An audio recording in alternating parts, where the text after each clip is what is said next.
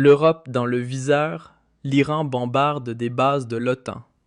Mers l'a permis. 7,48. C'est l'augmentation du prix d'un baril de l'Europe dans le viseur, l'Iran bombarde des bases de l'OTAN. Mers l'a permis.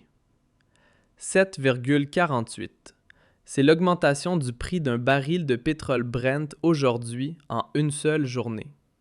Plus 6,3% en 24 heures et ce n'est que le début. Bienvenue dans ce que l'on préfère taire. Le détroit d'Ormuz, ce petit ruban d'eau presque insignifiant au bord du golfe Persique, à peine 50 km de large, est le véritable goulot d'étranglement de l'économie mondiale. Chaque jour, environ 20 millions de barils de pétrole traversent ce passage. Cela représente près de 15% de la consommation mondiale de pétrole, qui dépend de ces 50 km d'eau. Et maintenant, ce flux se tarit. Les livraisons de pétrole par le détroit d'Ormuz s'assèchent, alors que le conflit entre les États-Unis, Israël et l'Iran entre dans une phase nouvelle, bien plus dangereuse. Les analystes, et ce ne sont pas quelques prophètes de YouTube, mais des experts de Goldman Sachs et des grandes maisons de matières premières, parlent désormais ouvertement d'un baril à 100 $. 100 $, un niveau que nous n'avions plus vu depuis la crise énergétique qui a suivi la guerre en Ukraine. Et cette fois, la situation pourrait être pire. Bien pire. Car la crise pétrolière de 2022 était une crise de sanctions. On ne voulait plus acheter de pétrole russe. Cette fois, c'est une crise d'infrastructure. Le pétrole ne peut tout simplement plus circuler. L'Iran attaque des pétroliers avec des bateaux drones. Oui, vous avez bien entendu. Des bateaux sans équipage, chargés d'explosifs, lancés contre des tankers. Un pétrolier au large d'Oman a déjà été touché. Un membre d'équipage est mort. Et ce n'était que le début. Depuis, 3 autres navires ont été attaqués près du détroit d'Ormuz. Les assureurs, les syndicats de Lloyd's à Londres, classent désormais la région comme zone à haut risque. Résultat, les primes d'assurance pour les pétroliers explosent. Et quand l'assurance devient plus chère, le pétrole devient plus cher. Et quand le pétrole devient plus cher, tout devient plus cher. Le Qatar, premier exportateur mondial de gaz naturel liquéfié, a arrêté sa production de GNL. Arrêté, tout simplement coupé. L'Arabie saoudite ralentit ses raffineries. Le Kurdistan irakien a fermé ses champs pétroliers. Même la production de gaz d'Israël est à l'arrêt. Toute l'infrastructure énergétique du Moyen-Orient commence à vaciller. Et l'Europe regarde. L'Europe espère. L'Europe prie pour que la situation ne devienne pas pire. Reuters rapporte que les pays asiatiques les plus dépendants du pétrole du Moyen-Orient activent déjà des plans d'urgence. La Chine, l'Inde, le Japon. L'Europe dans le viseur, l'Iran bombarde des bases de l'OTAN. Mers l'a permis. 7,48. C'est l'augmentation du prix d'un baril de pétrole Brent aujourd'hui en une seule journée. Plus 6,3% en 24 heures et ce n'est que le début. Bienvenue dans ce que l'on préfère taire. Le détroit d'Ormuz, ce petit ruban d'eau presque insignifiant au bord du golfe Persique, à peine 50 km de large, est le véritable goulot d'étranglement de l'économie mondiale. Chaque jour, environ 20 millions de barils de pétrole traversent ce passage. Cela représente près de 15% de la consommation mondiale de pétrole, qui dépend de ces 50. L'Europe dans le viseur, l'Iran bombarde des bases de l'OTAN. Mers l'a permis. 7,48. C'est l'augmentation du prix d'un baril de pétrole Brent aujourd'hui en une seule journée. Plus 6,3% en 24 heures et ce n'est que le début. Bienvenue dans ce que l'on préfère taire. Le détroit d'Ormuz, Ce petit ruban d'eau presque insignifiant au bord du golfe Persique, à peine 50 km de large, est le véritable goulot d'étranglement de l'économie mondiale. Chaque jour, environ 20 millions de barils de pétrole traversent ce passage. Cela représente près de 15% de la consommation mondiale de pétrole, qui dépend de ces 50 km d'eau. Et maintenant, ce flux se tarit.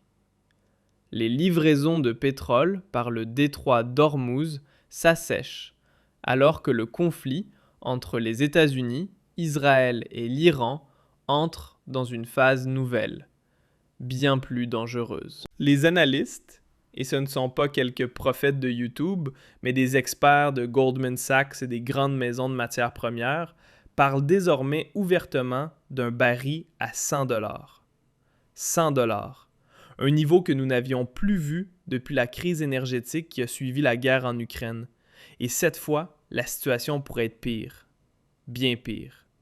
Car la crise pétrolière de 2022 était une crise de sanctions. On ne voulait plus acheter de pétrole russe. Cette fois, c'est une crise d'infrastructure. Le pétrole ne peut tout simplement plus circuler. L'Iran attaque des pétroliers avec des bateaux drones. Oui, vous avez bien entendu. Des bateaux sans équipage, chargés d'explosifs lancés contre des tankers. Un pétrolier au large d'Oman a déjà été touché. Un membre d'équipage est mort. Et ce n'était que le début.